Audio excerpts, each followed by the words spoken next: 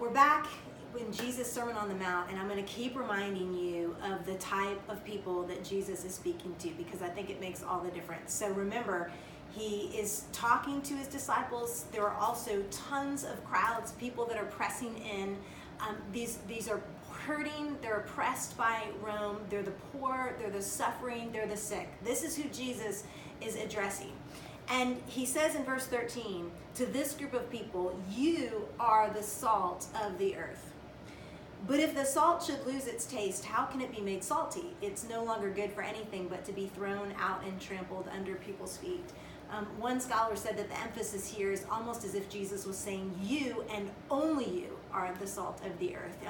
Really, this is Jesus is addressing his followers, and he's talking about the people who are going to really change the world.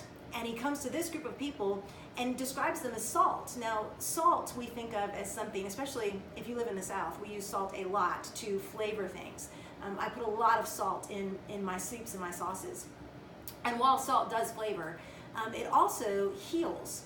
But especially in those days at that time, salt was used as a preservative. So it was something that would slow down decay.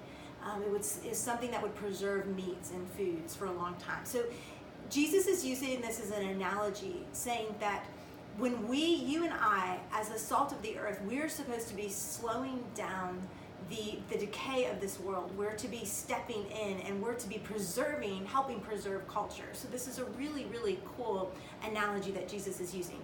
But one other really interesting piece is he says that the salt cannot lose its saltiness. The reason that that's interesting is that salt doesn't really lose its saltiness. Salt is a very stable compound. However, in those days, salt could easily get mixed in with other sediments, and it could get compromised because of what it was being combined with. And so Jesus is also saying that here we are to be set apart, that we are not to be conforming to the world. We're not to be blending in. We are to stay pure so that we can preserve the culture and this earth that Jesus has allowed us to be stewards of and to live in. And this is really exciting to me. It's really practical.